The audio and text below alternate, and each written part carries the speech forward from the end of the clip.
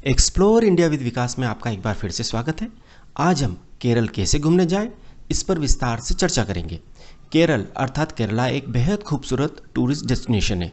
केरल को God's own country अर्थात ईश्वर का अपना देश या भगवान द्वारा अपने रहने के लिए बनाया गया देश भी कहा जाता है। केरल सभी भारतीय पर्यटकों की सूची में शीर्ष स्थान पर रहता है।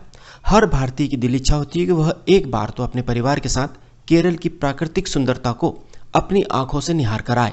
गौरतलब है कि केरल को प्रकृति ने अपनी असीम खूबसूरती से नवाजा है। केरल के अलेप्पी को तो पूरब का वेनिस कहा जाता है। केरल एक ऐसी जगह है जहां के शानदार प्राकृतिक दृश्य तथा वहां का शांत वातावरण आपको मंत्रमुग्ध कर देगा। केरल में घने वन हैं, खूबसूरत समुद्र तथा बीच हैं। केरल का सबसे famous tourist attraction back water में चलने वाली सुंदर नावें अर्थात हाउस बोट होती हैं। उल्लेखनीय है कि केरल में कई सारी नदियां समुद्र में मिलती हैं।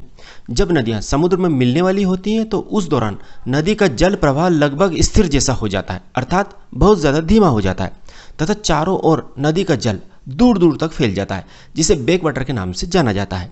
केरल के इसी बैक वाटर में पर्यटकों को घुमाने के लिए बांस, लकड़ी तथा नारियल की रस्सी से बनी हुई घरनुमा सुंदर नावें चलती हैं। ये नावें ग्रामीण परिवेश के घर के समान दिखती हैं। ये नावें केरल में केट्टुवल्लम कहलाती हैं। ये नावें कुछ कुछ कश्मीर के हाउस बोट की तरह दिखती हैं। जहां कश्मीर के डल झील के हाउस बोट पानी में एक जगह स्थिर खड़े रहते हैं, वहीं केरल की ये घरनुमा नावें आपको बैक वाटर में घुमाती हैं तथा आसपास की अद्वितीय प्राकृतिक सुंदरता के दर्शन कराती हैं।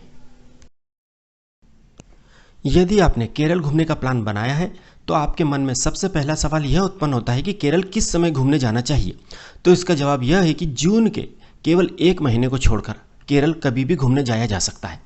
अब आप सोच रहे होंगे कि जून में केरल क्यों नहीं जाया जा सकता है।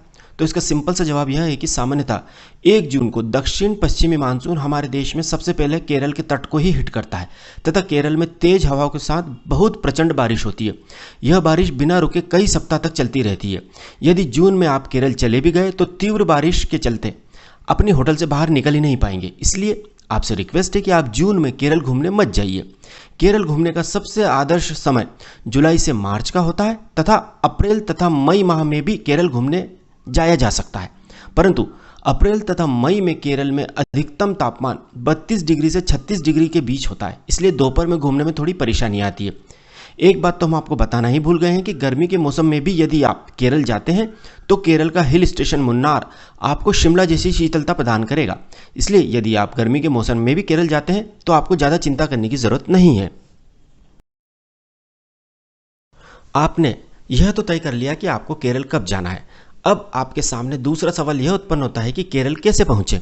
तो इसका जवाब यह है कि केरल जाने के लिए हवाई जहाज, ट्रेन और बस आदि के विकल्प उपलब्ध हैं। आप अपनी सुविधा के अनुसार किसी भी साधन से आसानी से केरल पहुंच सकते हैं।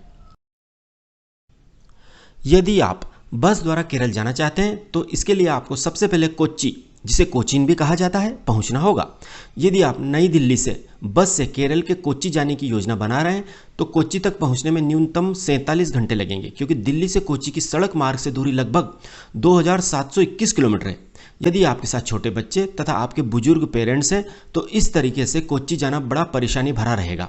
दिल्ली से कोच्चि के लिए सीधी केवल 1 या 2 बसें ही चलती हैं। बाकी सभी बसें आपको 1 या 2 जगह बदलना पड़ेंगी। यह तो आप जानते ही हैं कि बस में लंबे समय तक बैठना बड़ा तकलीफदेह होता है। इसलिए हमारी आपको सलाह है कि आप बस से केरल जाने की योजना ना बनाएं। फिर भी यदि आपका गृह नगर केरल से बहुत ज़्यादा दूर नहीं है तो आप बस का विकल्प चुन सकते हैं। यदि आप ट्रेन द्वारा केरल जाना चाहते हैं तो इसके लिए कोच्चि तक देश के सभी बड़े शहरों से एक्सप्रेस तथा सुपरफास्ट ट्रेनें चलती हैं। जैसे यदि आप नई दिल्ली से ट्रेन से केरल के कोच्चि जाने की योजना बना रहे हैं तो कोच्चि तक पहुंचने में लगभग 43 घंटे लगेंगे, क्योंकि दिल्ली से कोच्चि की रेल मार्ग से दूरी लगभग 2078 किलोमीटर है। इसमें कोई दो मत नहीं है कि ट्रेन से केरल तक जाने में लगभग 2 दिन लग जाएंगे, परंतु ट्रेन से बाहर की हरियाली तथा सुंदरता आपका मन मोह लेगी तथा आपको पता ही नहीं चलेगा कि आप कब कोच्चि पहुंच गए हैं। यदि आपके पास यात्रा का बजट कम हो तथा ट्रेन से यात्रा करने का एक्स्ट्रा टाइम हो तो हमारी आपको सलाह है कि आप ट्रेन से केरल जाने की योजना बनाएं। एक बात और याद रखें कि यदि आप दिल्ली से ट्रेन से केरल जा रहे हैं तो 2 दिन जाने में तथा 2 दिन वापस आने में लगेंगे। इसलिए आपका टूर प्लान उसके अनुसार ही बनाइएगा। जैसे यदि आप केरल में 7 दिन घूमने की ट्रिप बनाते हैं तो ट्रेन से यह ट्रिप 11 दिन की हो जाएगी। अब हम हवाई जहाज से केरल कैसे पहुंचे इस पर बात करते हैं। गौरतलब है कि केरल के कोच्चि में एयरपोर्ट स्थित है जिसका नाम कोचीन इंटरनेशनल एयरपोर्ट है। एयर इंडिया, इंडिगो और स्पाइस जेट जैसी एयरलाइंस की नई दिल्ली, मुंबई, बेंगलोर, हैदराबाद, अहमदाबाद आदि कई बड़े शहरों से कई फ्लाइट्स कोच्चि आती हैं। नई दिल्ली से कोच्चि तक हवाई मार्ग से पहुंचने में केवल 3 घंटे का समय लगता है। दिल्ली से कोच्चि तक पहुंचने का यह सबसे अच्छा तथा सबसे अधिक समय की बचत करने वाला विकल्प है। कोरोना महामारी के पहले दिल्ली से कोचीन का फ्लाइट का किराया लगभग 2500 रुपये ही होता था, जो कि अब बढ़कर 3 से 4 हज़ार रुपये हो गया है। यदि आप अपने परिवार के साथ केरल घूमने जाना चाहते हैं तथा आप हवाई यात्रा का खर्च उठा सकते हैं तो हमारी आपको सलाह है कि आप फ्लाइट से ही केरल जाइएगा, क्योंकि इससे समय की बहुत बचत होगी। एक बात और याद रखें कि फ्लाइट का टिकट केरल ट्रिप से 90 दिन पहले ही बुक कर लीजिएगा, क्योंकि यह आपको बहुत ज़्यादा सस्ता पड़ेगा। केरल के शहर कोच्चि के एयरपोर्ट, रेलवे स्टेशन अथवा बस स्टैंड पर पहुंचने के बाद आप टैक्सी से अपने होटल के लिए प्रस्थान करें। टैक्सी आपको एयरपोर्ट, रेलवे स्टेशन या बस स्टैंड पर आसानी से मिल जाएगी। आप कोच्चि में रुकने के लिए होटल ऑनलाइन ही बुक करें, क्योंकि कोच्चि पहुंचने के बाद यदि आप होटल की खोजबीन करेंगे तो होटल भी अच्छा नहीं मिलेगा तथा होटल वाले मनमाना किराया वसूल करेंगे, साथ ही आपका बहुत सारा समय बर्बाद हो जाएगा। इसलिए होटल ऑनलाइन ही बुक करें। अब आपको एक इंटरेस्टिंग बात बताते हैं। कोच्चि अर्थात कोचीन एर्नाकुलम जिले में आता है। कोचीन शहर का मध्य भाग एर्नाकुलम कहलाता है तथा जिस स्थान पर बंदरगाह है तथा समुद्र का किनारा है वह जगह कोचीन कहलाती है। अर्थात शहर एक ही है पर नाम अलग अलग है। यदि आप एर्नाकुलम में होटल बुक करेंगे तो वह आपको सस्ते पड़ेंगे। कोच्चि में समुद्र के किनारे होटल बुक करेंगे तो वह महंगे पड़ेंगे। एर्नाकुलम तथा कोच्चि के बीच की दूरी केवल 10 किलोमीटर है। यदि आप पैसों की बचत करना चाहते हैं तो एर्नाकुलम में होटल बुक कीजिएगा, और यदि आप समुद्र के किनारे के होटल में रुकना चाहते हैं तो कोच्चि में होटल बुक कीजिएगा। आप अपना टूर प्लान इस प्रकार बनाइएगा कि आप बस, ट्रेन अथवा फ्लाइट से सुबह कोच्चि पहुंच जाए, जिससे आपको घूमने के लिए पूरा दिन मिल जाए। होटल में चेक इन करने के बाद आप नहाकर फ्रेश हो जाएं। यदि ब्रेकफास्ट का समय हो तो ब्रेकफास्ट कर लें। यदि आप होटल पहुंचने में किसी कारण से लेट हो गए तो लंच कर लें। ब्रेकफास्ट या लंच करने के बाद आप होटल के रिसेप्शन से या होटल के बाहर से टैक्सी या रिक्शा बुक कर लें। रिक्शा या टैक्सी वाले से कहें कि वह आपको Chinese fishing nets, saint Francis church, Mattancherry palace, Jewish synagogue तथा केरल कथकली डांस सेंटर में कथकली डांस दिखाकर लाए। रिक्शा वाला इन जगहों पर घुमाने का लगभग 500 रुपये चार्ज करेगा, जबकि टैक्सी वाला 1000 रुपये लेगा। केरल में यदि आप रिक्शा वाले या टैक्सी वाले से बहुत ज़्यादा बार्गेन करेंगे तो वे आपको ले जाने से ही मना कर देंगे। इसलिए केरल में टैक्सी वालों से अनावश्यक बार्गेन ना करें। इसका रीज़न यह है कि केरल में टैक्सी वाले टूरिस्ट को देखकर अपने भाव नहीं बढ़ाते हैं, वह लोग रीजनेबल रेट ही बताते हैं। केरल के टैक्सी वालों का कहना है कि वे लोग गलत भाव बताकर अपने राज्य का नाम खराब नहीं करते हैं, जो किराया वास्तव में होता है वही लेते हैं। अब आप टैक्सी या रिक्शा से सबसे पहले चाइनीज़ फिशिंग नेट्स देखने जाइएगा। कोच्चि फोर्ट नामक जगह पर स्थित चाइनीज़ फिशिंग नेट्स समुद्र के किनारे मछली पकड़ने के बड़े बड़े जाल होते हैं। चाइनीज़ फिशिंग नेट्स देखने का कोई टिकट नहीं होता है।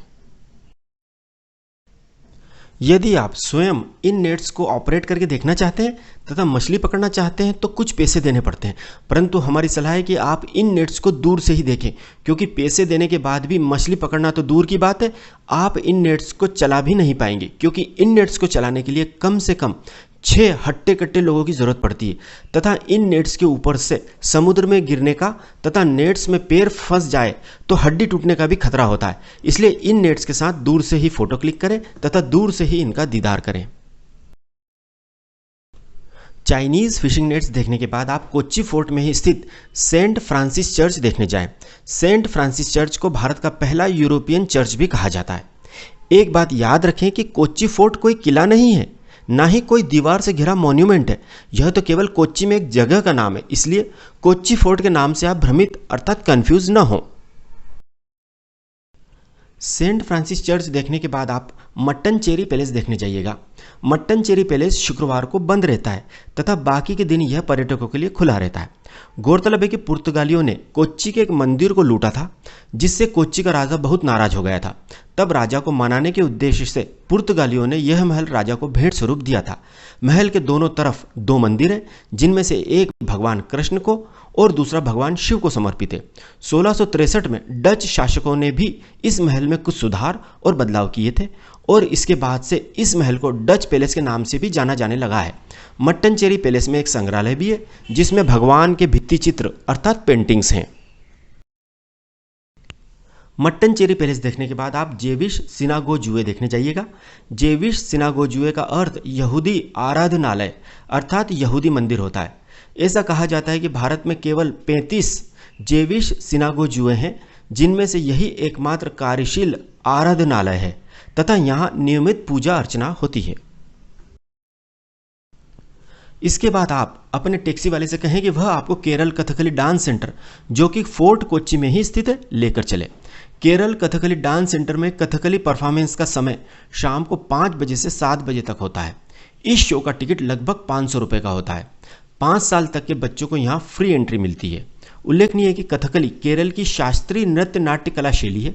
कथकली के पात्र संवाद नहीं बोलते हैं और कहानी बैकग्राउंड में बजने वाले गानों के जरिए प्रस्तुत की जाती है। कथकली का संगीत इस कला का अति महत्वपूर्ण घटक होता है। कथकली नृत्य कला का ऐसा रूप है जिसमें पुरुष ही भाग लेते हैं, महिला चरित्र भी पुरुष ही निभाते हैं। यदि आप केरल घूमने गए और आपने कथकली नृत्य नाट्य नहीं देखा तो समझ लीजिए कि आपने केरल में कुछ भी नहीं देखा। कथकली का शो खत्म हो जाने के बाद आप कथकली के कलाकारों के साथ सेल्फी भी ले सकते हैं। बच्चों को भी इस शो में बहुत आनंद आता है। इस शो के द्वारा आप अपने बच्चों को भारत की कला और संस्कृति के साक्षात दर्शन भी करा सकते हैं। इस कथकली शो को देखने के बाद आप अपनी टैक्सी या रिक्शा से अपनी होटल की ओर प्रस्थान करें। होटल पहुंचकर टैक्सी वाले को पेमेंट करके छोड़ दें। आप चाहें तो रास्ते में ही कहीं अच्छे से रेस्टोरेंट में डिनर कर लें या आप चाहें तो अपने होटल में पहुंचकर भी डिनर कर सकते हैं। डिनर करने के बाद आप होटल के टेरेस से रात में कोच्चि की सुंदरता निहारें। यदि नींद आने लगे तो अपने रूम में जाकर रेस्ट करें। इस प्रकार गॉड्स ऑन कंट्री अर्थात केरल में आपका पहला दिन समाप्त होता है। अगले दिन अर्थात केरल ट्रिप के दूसरे दिन आप अपनी होटल में ब्रेकफास्ट करें तथा होटल से मुन्नार जाने के लिए चेकआउट करें। कोच्चि से मुन्नार की दूरी लगभग 130 किलोमीटर है। घुमावदार रास्तों के कारण इस यात्रा में लगभग 4 से 5 घंटे का समय लगता है। आपको जानकर खुशी होगी कि मुन्नार को world's best place for romance का खिताब प्रदान किया गया है। आप अपने होटल से ही मुन्नार जाने के लिए टैक्सी बुक कर सकते हैं, जो कि लगभग 2000 रुपये में बुक हो जाएगी। आप यदि चाहें तो बस से भी मुन्नार जा सकते हैं। मुन्नार के लिए हर आधे घंटे में एक बस कोच्चि बस स्टैंड से चलती है। मुन्नार के लिए बस सेवा सुबह 5:30 बजे से ही शुरू हो जाती है। अब प्रश्न उठता है कि बस से जाएं या टैक्सी करें, तो हमारी आपको सलाह है कि आप कोच्चि से मुन्नार तो टैक्सी से ही जाएं। इसका कारण यह है कि आप टैक्सी को रास्ते में जगह जगह रोककर अप्रतिम प्राकृतिक सुंदरता का आनंद ले सकते हैं, जो कि बस यात्रा में संभव नहीं है। आप टैक्सी को 50 जगह भी रोक सकते हैं। रास्ते में सुंदर स्पॉट्स पर सेल्फी ले सकते हैं, रुककर चाय कॉफी एंजॉय कर सकते हैं, जो कि बस यात्रा में संभव नहीं है। मुन्नार जाते हुए आपको लगेगा कि ईश्वर ने यह रास्ता अपने स्वयं के भ्रमण के लिए ही बनाया है। इस रास्ते में आपकी आंखों की पलकें झपकना ही भूल जाएंगी। इस यात्रा के दौरान रास्ते में आपको सैकड़ों अच्छे रेस्टोरेंट मिलेंगे, जहां आप प्रकृति का आनंद लेते हुए लंच कर लें। रास्ते में लंच करने के बाद यात्रा फिर से प्रारंभ करें। रास्ते में सड़क के किनारे ही आपको सुंदर झरने भी देखने को मिलेंगे। इस यात्रा के 4 से 5 घंटे कब खत्म हो जाएंगे आपको पता ही नहीं चलेगा। आपका मन मुन्नार आने के बाद भी टैक्सी से उतरने का ही नहीं करेगा, परंतु उतरना तो पड़ेगा, क्योंकि अब मुन्नार जो घूमना है। यदि आप सुबह 10 बजे कोच्चि से मुन्नार के लिए निकलते हैं तथा रुकते रुकते हुए भी आते हैं, तो भी आप मुन्नार 3 बजे तक पहुंच जाएंगे। मुन्नार पहुंचने के बाद आप अपनी ऑनलाइन बुक होटल में चेक इन करें तथा टैक्सी वाले को पेमेंट करके तथा धन्यवाद देकर छोड़ दें। मुन्नार में अपने होटल में चेक इन करने के बाद आप अपनी होटल की बालकनी, लॉबी या टेरेस पर मुन्नार की वादियों को देखते हुए चाय कॉफ़ी का लुत्फ लीजिएगा। इसके बाद होटल के रिसेप्शन से जानकारी लेकर आप होटल के आसपास 1 या 2 किलोमीटर के दायरे में जो भी दर्शनीय स्पॉट्स हों वह पैदल पैदल ही घुमाएं। इन स्पॉट्स को देखने के लिए टैक्सी करने की कोई ज़रूरत नहीं है। होटल के आसपास के दर्शनीय स्पॉट देखकर आप अंधेरा गिरने से पहले ही अपने होटल में आ जाएं तथा होटल में शानदार कैंडल लाइट डिनर एंजॉय करके रेस्ट करें। इस प्रकार केरल ट्रिप का आपका शानदार दूसरा दिन समाप्त होता है। अगले दिन अर्थात तीसरे दिन आप सुबह फ्रेश होकर तथा नहाकर ब्रेकफास्ट कर लें। ब्रेकफास्ट करने के बाद आप मुन्नार घूमने के लिए अपने होटल से दिन भर के लिए टैक्सी बुक कर लें। टैक्सी 2000 रुपये में दिन भर के लिए बुक हो जाएगी। यदि होटल वाले टैक्सी का किराया ज़्यादा बताएं तो आप मुन्नार के टैक्सी स्टैंड से भी टैक्सी बुक कर सकते हैं। अपने होटल से टैक्सी स्टैंड तक आने के लिए आपको होटल के बाहर से ऑटो रिक्शा तत्काल मिल जाएगा, जो 50 रुपये में आपको टैक्सी स्टैंड छोड़ देगा, जहां से आप कम पैसे में टैक्सी बुक कर सकते हैं। टैक्सी आप कार की जगह ओपन जीप ही बुक कीजिएगा, चाहे 200 या 400 रुपये ज़्यादा ही क्यों ना देने पड़े, आप ओपन जीप ही किराए पर लीजिएगा, क्योंकि ओपन जीप में बैठकर मुन्नार घूमने में एक अलग ही आनंद आएगा। दूसरे शब्दों में कहें तो यदि आप खुली जीप में मुन्नार में नहीं घूमे तो आप मुन्नार की आधी सुंदरता को मिस कर जाएंगे। इसलिए मुन्नार में ओपन जीप या ओपन कार ही किराए पर लीजिएगा। ओपन जीप किराए पर लेने के बाद आप मुन्नार के बाजार से रास्ते में खाने पीने के लिए चिप्स, बिस्किट्स, चॉकलेट्स तथा कोल्ड ड्रिंक्स आदि ले लें, क्योंकि खुली जीप में मुन्नार घूमते घूमते यदि आप कुछ खाते पीते चलेंगे तो सफ़र का आनंद दोगुना हो जाएगा। मुन्नार में सबसे पहले आप ओल्ड मुन्नार देखने जाएं। ओल्ड मुन्नार में भी सबसे पहले आप प्राकृतिक सुंदरता से घिरा क्राइस्ट चर्च देखने जाइएगा। क्राइस्ट चर्च देखने के बाद आप इस चर्च के आसपास के सुंदर दृश्य का आनंद लें। क्राइस्ट चर्च देखने के बाद आप मट्टुपेट्टी लेक तथा मट्टुपेट्टी हाइड्रो इलेक्ट्रिक डैम देखने जाएं। मट्टुपेट्टी लेक मुन्नार से केवल 16 किलोमीटर दूर है। मट्टुपेट्टी झील और बांध पर प्रतिदिन हजारों पर्यटक आते हैं। यहाँ से चाय के बागानों तथा हरियाली से आच्छादित पहाड़ों का मनमोहक दृश्य नजर आता है। यहाँ पर आप स्पीड बोट तथा पेडल बोटिंग का भी आनंद ले सकते हैं। 4 लोग यदि यहाँ पर पेडल बोटिंग करते हैं तो 30 मिनट के केवल 150 रुपये ही लगते हैं, जबकि स्पीड बोट 4 लोगों के 500 रुपये लेती है तथा स्पीड बोट का राइड टाइम 7 से 10 मिनट का होता है। अब आपको एक आश्चर्यजनक बात बताते हैं। कश्मीर की डल झील में जैसे शिकारे चलते हैं वैसे ही शिकारे मट्टुपेट्टी झील में भी चलते हैं। यदि आप कश्मीर की डल झील में शिकारे में नहीं घूम पाए हैं तो कोई बात नहीं, आप यहाँ शिकारे में घूम सकते हैं। किराया भी 4 लोगों का केवल 250 रुपये ही होता है। यह शिकारे आपको आधे घंटे तक इस झील की सैर कराते हैं। केवल यहाँ पर आपको कश्मीर की तरह बर्फ से ढके पहाड़ नहीं दिखेंगे, बाकी सभी कुछ आपको डल झील के जैसा ही आभास देगा। इस झील पर आप कम से कम 1 घंटा जरूर बिताइएगा। इसके बाद आप अनामुडी पीक अर्थात अनामुडी चोटी भी देखने जाइएगा। यह दक्षिण भारत की सबसे ऊंची चोटी है। यहाँ पर पहुँचने के लिए आपको लगभग 500 मीटर की ट्रैकिंग करते हुए जाना होगा, क्योंकि आपकी जीप को इस चोटी तक जाने की अनुमति नहीं होती है। एक बात आप ज़रूर याद रखें कि अनामुडी पीक पर काई तथा घास के कारण बहुत फिसलन होती है, इसलिए सेल्फी के चक्कर में ज़्यादा आगे तक न जाएं। जहाँ तक प्रशासनिक अनुमति हो केवल वहीं तक जाएं। इसके बाद आप रास्ते में किसी रूफ टॉप या ओपन एयर रेस्टोरेंट में लंच कर लें। एक बात आप लिख लें कि मुन्नार में रूफ टॉप या ओपन एयर रेस्टोरेंट में किया गया यह लंच आपको ताउम्र याद रहेगा।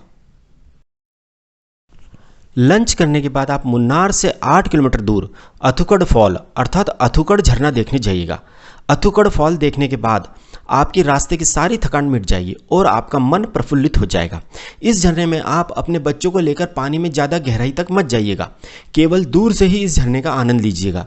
इस झरने के अलावा भी इस झरने के रास्ते में 2 और सुंदर झरने चियापरा फॉल और वलार फॉल भी हैं। आप कुछ देर वहाँ पर भी रुक सकते हैं। इसके बाद आप top station, echo point, blossom park तथा रोज पार्क देखने जाइएगा। इसके उपरांत आप मुन्नार वापस लौटते समय टाटा टी म्यूजियम, जिसे KDHP संग्रहालय भी कहते हैं, देखने जाइएगा। इस संग्रहालय में 1880 में मुन्नार में चाय उत्पादन की शुरुआत से जुड़ी निशानियां रखी गई हैं। इसके पास ही स्थित टी प्रोसेसिंग इकाई में चाय बनाने की पूरी प्रक्रिया को करीब से देखा व समझा जा सकता है। यहाँ पर आप केवल 100 रुपये देकर सैकड़ों तरह की चाय टेस्ट कर सकते हैं। यहाँ आप मुन्नार की फेमस इलायची वाली चाय ज़रूर पीजिएगा। इस चाय को पीने के बाद आप आज तक आपके द्वारा पी गई सारी चाय भूल जाएंगे। आप यहाँ से अपने घर ले जाने के लिए अपनी पसंद की चाय खरीद भी सकते हैं। यह टी म्यूजियम सुबह 10 बजे से शाम 5 बजे तक खुला रहता है। सोमवार को यह म्यूजियम बंद रहता है। टाटा टी म्यूजियम देखने तथा वहाँ चाय पीने के बाद आप चाहें तो कुछ देर मुन्नार शहर घूम सकते हैं तथा अपने परिवार तथा अपने दोस्तों को गिफ्ट में देने के लिए मुन्नार के विश्व प्रसिद्ध हैंडीक्राफ्ट आइटम की खरीदारी भी कर सकते हैं।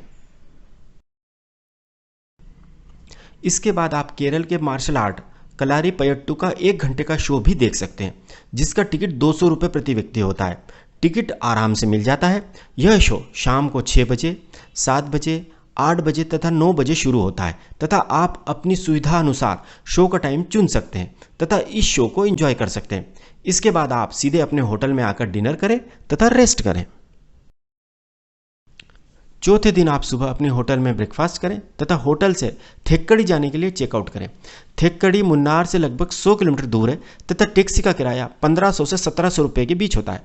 मुन्नार से थेक्कड़ी के लिए बस तथा शेयर टैक्सी भी चलती है, जिसका किराया लगभग 150 रुपये प्रति सवारी होता है।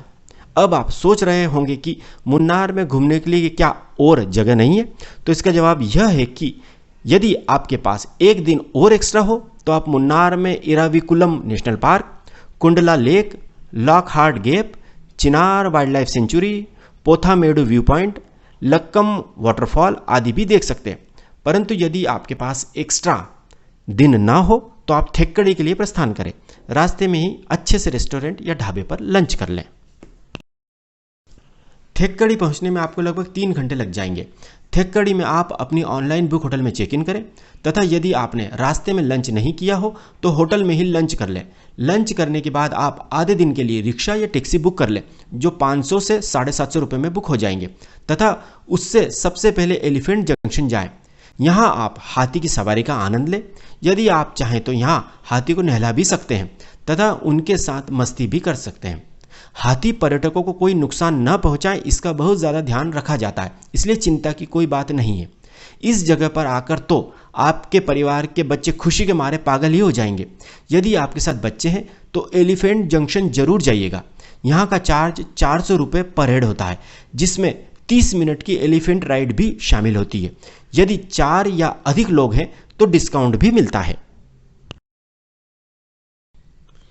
एलिफेंट जंक्शन देखने के बाद आप केरल का प्रसिद्ध पेरियार टाइगर रिजर्व अर्थात पेरियार वाइल्ड लाइफ सेंचुरी तथा पेरियार लेक देखने जाइएगा।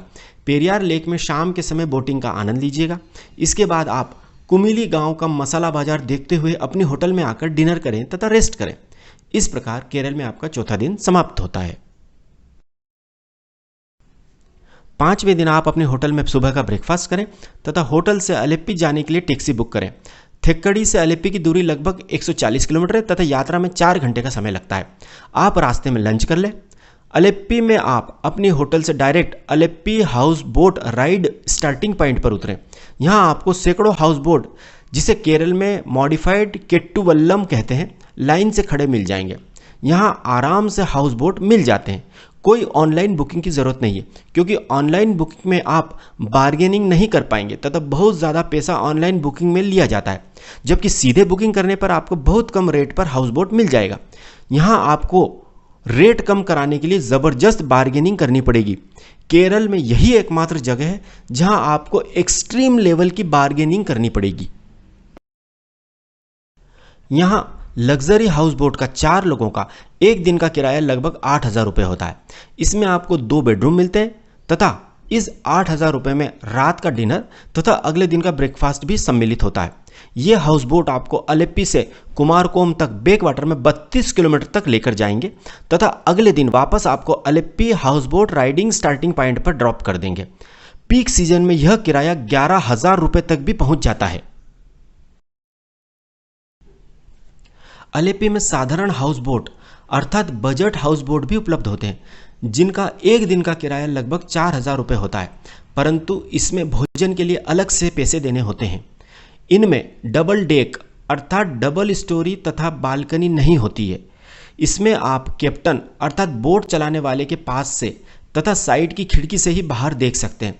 इसके अलावा आप केवल 2,000 रुपये में 2 से 3 घंटे के लिए भी हाउस बोट किराए पर ले सकते हैं, परंतु ये हाउस बोट आपको 3 से 4 किलोमीटर बैक वाटर में 1 घंटे घुमाकर वापस उतार देते हैं।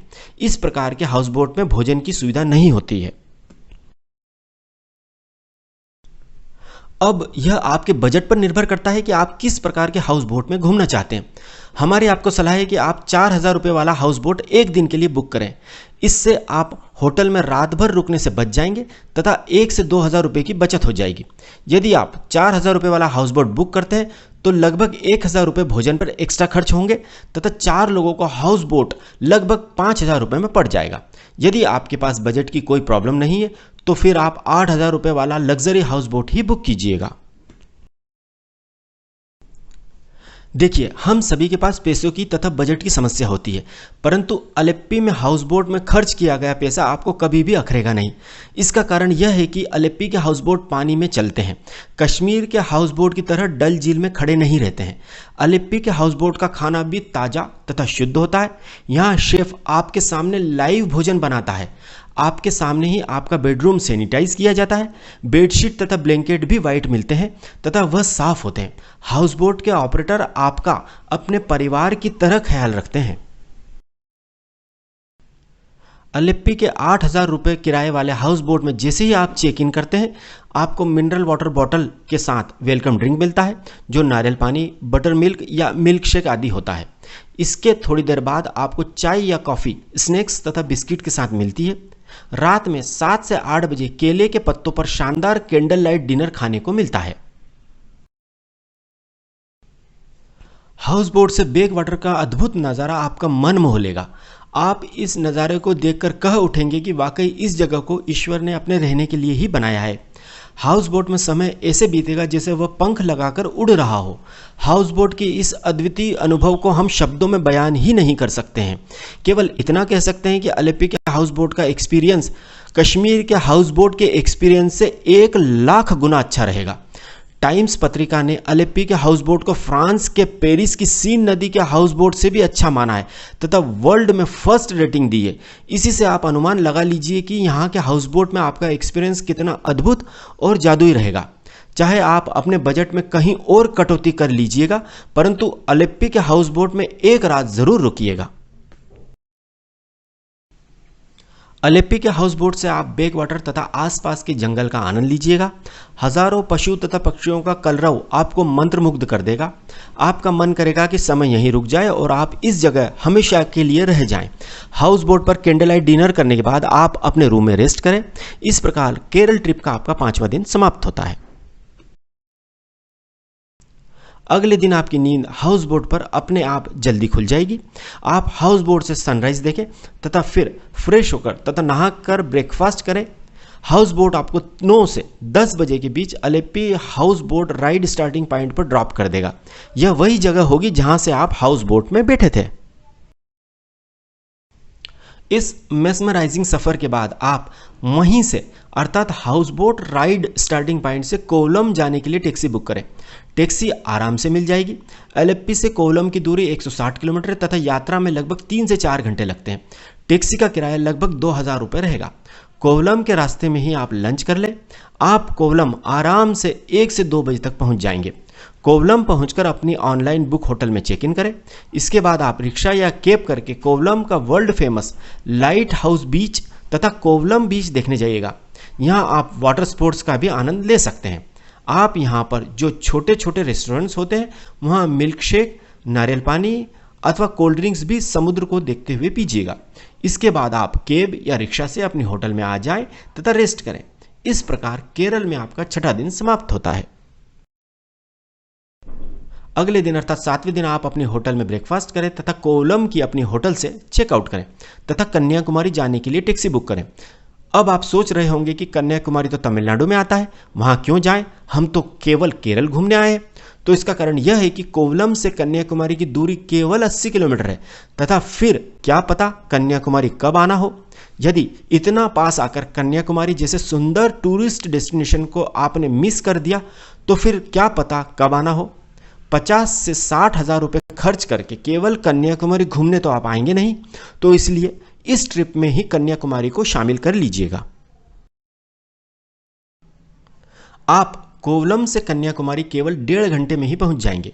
कोवलम से कन्याकुमारी तक का टैक्सी का किराया लगभग 1200 रुपये होता है। यदि आप बस से जाते हैं तो प्रति व्यक्ति किराया केवल 130 रुपये ही होता है। कन्याकुमारी बस स्टैंड पहुंचकर आप अपनी टैक्सी छोड़ दें तथा वहां के या रेलवे स्टेशन के क्लॉक रूम अर्थात लॉकर में अपना सामान रख दें। क्लॉक रूम का 24 घंटे का किराया केवल 10 से 20 रुपये ही होता है। इसके बाद आप लोकल टूरिस्ट अट्रैक्शन दिखाने वाली टैक्सी या रिक्शा बुक कर ले। टूरिस्ट अट्रैक्शन दिखाने के लिए टैक्सी 1000 रुपये लेगी तथा रिक्शा 500 रुपये लेगा। इसके बाद आप टैक्सी या रिक्शा से सबसे पहले कन्याकुमारी मंदिर के दर्शन करने जाएं। यह मंदिर शिवजी की पत्नी देवी पार्वती को समर्पित है। इसके बाद आप फेरी अर्थात नाव से विवेकानंद रॉक मेमोरियल देखने जाएं। फेरी का किराया केवल 50 रुपये होता है तथा रॉक मेमोरियल का टिकट 10 रुपये प्रति व्यक्ति होता है। यहां पर आपको घूमने में कम से कम 2 घंटे लगेंगे। इसके उपरांत आप वह जगह भी देखिएगा जहां अरब सागर, बंगाल की खाड़ी तथा हिंद महासागर मिलते हैं। इसके बाद आप क्लॉक रूम से अपना सामान वापस लेकर रेलवे स्टेशन जाएं। यदि कनेक्टिंग ट्रेन हो तो आप अपने गृह नगर की ओर प्रस्थान करें। गौरतलब है कि कन्याकुमारी से 20 से ज़्यादा ट्रेनें देश के विभिन्न भागों तक जाती हैं। यदि कनेक्टिंग ट्रेन उस दिन न हो तथा अगले दिन हो तो आप आसपास के किसी होटल में रात भर रेस्ट करें। अगले दिन आप सुबह ब्रेकफास्ट करके होटल से चेकआउट करके कन्याकुमारी रेलवे स्टेशन से अपने गृह नगर की ओर प्रस्थान करें। यदि फ्लाइट से जाना हो तो आप तिरुवनंतपुरम अर्थात त्रिवेंद्रम की ओर प्रस्थान करें, जो कन्याकुमारी से केवल 16 किलोमीटर दूर है। तिरुवनंतपुरम में एयरपोर्ट है। आप फ्लाइट से अपने गृह नगर की ओर प्रस्थान करें। यदि आप ट्रेन से ही जाना चाहते हैं तथा आपके शहर तक कन्याकुमारी से ट्रेन न हो तो आप तिरुवनंतपुरम से भी अपने गृह नगर तक ट्रेन से जा सकते हैं। तिरुवनंतपुरम रेलवे स्टेशन से देश के सभी बड़े शहरों तक 100 से ज़्यादा ट्रेनें आती तथा जाती हैं। वहां से आप अपने गृह नगर की ओर प्रस्थान करें। इस प्रकार आपकी यह केरल कन्याकुमारी ट्रिप सुखद यादों के साथ समाप्त होती है। अब हम केरल तथा कन्याकुमारी ट्रिप से जुड़ी कुछ प्रमुख बातें आपको बताते हैं। गौरतलब है कि केरल में जो भोजन मिलता है उसमें हर चीज़ में नारियल तथा केले का प्रयोग होता है तथा खाना नारियल के तेल में या पैराशूट कोकोनट ऑयल में बनता है। इसलिए आपको शुरू में 1 या 2 दिन केरल में खाना बिल्कुल अच्छा नहीं लगेगा, परंतु इसके बाद वही खाना आपको बहुत स्वादिष्ट तथा हेल्दी लगने लगेगा। केरल में स्थानीय लोग सामान्यतः बोलचाल में केवल मलयालम तथा इंग्लिश लैंग्वेज का ही प्रयोग करते हैं, परंतु पर्यटन से जुड़े टैक्सी वाले, होटल वाले, रेस्टोरेंट वाले, हाउसबोट वाले तथा नाव वाले बहुत अच्छी हिंदी बोलते हैं। तो यदि आपको केवल हिंदी भाषा आती है तो भी आपको लैंग्वेज की कोई परेशानी केरल में नहीं आएगी। केरल में टैक्सी, रिक्शा तथा कैब के किराए में बार्गेन अर्थात मोलभाव की संभावना बहुत कम होती है। इसलिए फालतू में बार्गेन करके अपना कीमती समय नष्ट न करें। यदि आपको अपनी बार्गेन पावर का प्रयोग करना है तो अलेप्पी के हाउस बोट के किराए में आप इसका इस्तेमाल कर सकते हैं। जैसे ही अलेप्पी के हाउस बोट का किराया आप पूछेंगे तो वह एक दिन का 11,000 से 20,000 रुपये बताया जाएगा, जिसे आप बार्गेन करके 4,000 रुपये पर ला सकते हैं। यदि अलेप्पी के हाउस बोट के किराए में हाउस बोट के मैनेजर या ओनर कमी नहीं करते हैं तो बिल्कुल टेंशन न लें, शांति से केवल 15 मिनट इंतजार करें। हाउस बोट के मालिक या मैनेजर खुद ब खुद भागे भागे आपके पास आएंगे और कहेंगे कि सर, हाउस बोट में रूम वेकेंट है तथा केवल आपके लिए ही हम किराया कम कर रहे हैं। अब आप अपनी पसंद के किराए पर तथा अपनी पसंद के हाउस बोट में रुक सकते हैं।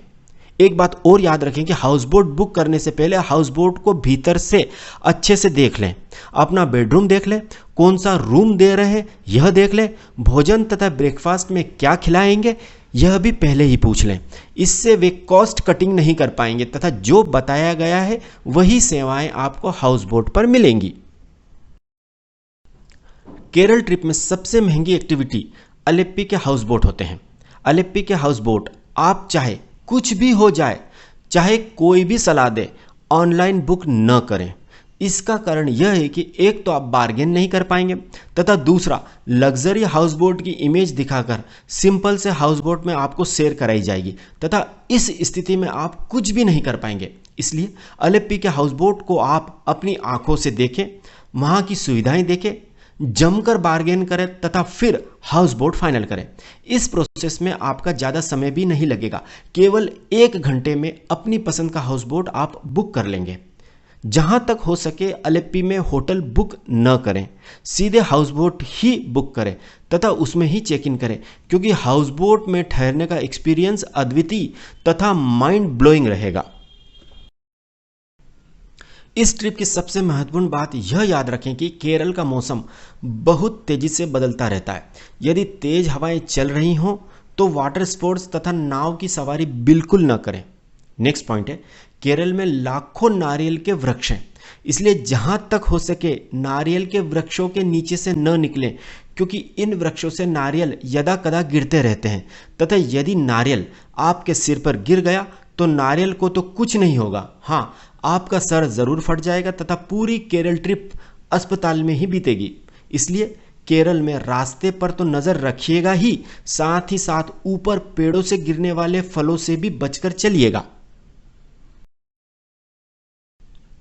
यह तो आप जानते हैं कि केरल अपने आयुर्वेदिक ट्रीटमेंट तथा आयुर्वेदिक मसाज के लिए वर्ल्ड फेमस है। तो यदि आप इस तरह की सेवाएं लेना चाहते हैं तो आप जिस होटल में रुकते हैं वहां के स्पा में यह सेवाएं प्राप्त कर सकते हैं। स्पा की सेवाओं का रेट 200 रुपये से 5000 रुपये तक होता है। आप अपने बजट के अनुसार आयुर्वेदिक ट्रीटमेंट तथा मसाज का आनंद ले सकते हैं। हाउस बोट पर भी आयुर्वेदिक ट्रीटमेंट तथा मसाज की सुविधा होती है, परंतु वह हद से ज़्यादा महंगी होती है। तो हमारी आपको सलाह है कि हाउस बोट पर आयुर्वेदिक ट्रीटमेंट तथा मसाज न कराएं। एक बात और याद रखें कि यदि आप मानसून के महीने में केरल ट्रिप पर जाते हैं तो आप पहले से ही अपनी ट्रिप के दौरान मौसम किस प्रकार का रहेगा यह गूगल पर जरूर चेक कर लें तथा वेदर ऐप अपने मोबाइल में इंस्टॉल कर लें। यदि मौसम खराब हो तो भूलकर भी बीच अर्थात समुद्र के किनारे न जाएं। केरल ट्रिप में मुन्नार में आपको गर्म कपड़ों की जरूरत पड़ेगी, इसलिए हल्के फुल्के गर्म कपड़े अवश्य रखिएगा। नेक्स्ट पॉइंट है, केरल ट्रिप में अपने साथ अच्छी ग्रिप वाले जूते ही रखें। केरल ट्रिप में महिलाओं को भी चप्पल की जगह अच्छे स्पोर्ट शूज ही पहनने चाहिए, क्योंकि चप्पल से मुन्नार में तथा बीच पर रेत में चलने में बहुत परेशानी होगी। नेक्स्ट पॉइंट है, इस ट्रिप में यदि आपके साथ बुजुर्ग लोग हैं तो उनके स्वास्थ्य का विशेष ध्यान रखें। केरल ट्रिप में आप पर्यावरण फ्रेंडली सामग्री का ही उपयोग करें। अपने साथ पीने के पानी के लिए स्टील की बोतल लेकर जाएं। यह बात आप गांठ बांध लें कि होटल के रिसेप्शन पर उपस्थित ट्रेवल एजेंटों से ट्रेवल पैकेज न लें, क्योंकि वे लोग ठीक ढंग से घुमाते नहीं हैं तथा केवल खाना पूर्ति ही करते हैं। नेक्स्ट पॉइंट है, यदि आप केरल में टैक्सी से सफ़र नहीं करना चाहते हैं क्योंकि आपका बजट कम है तो कोई दिक्कत नहीं है, आप बस तथा रिक्शा से भी बिना परेशानी के घूम सकते हैं। अब हम इस 7 दिन की केरल कन्याकुमारी ट्रिप के अधिकतम कुल खर्च की बात करते हैं। 4 लोगों का केरल आने जाने का फ्लाइट का कुल किराया लगभग 20,000 रुपये। 4 लोगों का 7 दिन का टैक्सी जीप तथा रिक्शा का कुल किराया लगभग 12,000 रुपये। 4 लोगों का 6 दिन का होटल का किराया लगभग 9,000 रुपये। 4 लोगों का 1 दिन का लग्जरी हाउस बोट का किराया लगभग 8,000 रुपये। 4 लोगों का 7 दिन का भोजन का खर्च लगभग 8,000 रुपये। 4 लोगों का 7 दिन का साइट सीइंग तथा एक्टिविटी का खर्च 3,000 रुपये। 4 लोगों का केरल कन्याकुमारी में 7 दिन का अधिकतम कुल खर्च लगभग 60,000 रुपये। इसे यदि 4 से डिवाइड किया जाए तो प्रति व्यक्ति अधिकतम कुल खर्च लगभग 15,000 रुपये आएगा। इस प्रकार आप केवल 15,000 रुपये में शानदार तरीके से लग्जरी हाउस बोट, टैक्सी तथा फ्लाइट को शामिल करते हुए केरल कन्याकुमारी घूम सकते हैं। यदि आप फ्लाइट की जगह ट्रेन से जाते हैं तो यात्रा खर्च 20,000 रुपये की जगह केवल 10,000 रुपये ही आएगा। यदि आप टैक्सी की जगह शेयर टैक्सी या बस का इस्तेमाल करते हैं तो यात्रा खर्च और भी कम हो जाएगा। तो अब इंतज़ार मत कीजिए, जल्दी ही केरल कन्याकुमारी घूमने का प्लान बनाइए। यदि आपको हमारी जानकारी सही तथा उपयोगी लगी हो तो प्लीज़ हमारे चैनल एक्सप्लोर इंडिया विद विकास अर्थात ट्रैवल एंड एक्सप्लोर को सब्सक्राइब ज़रूर कीजिएगा। Thank you.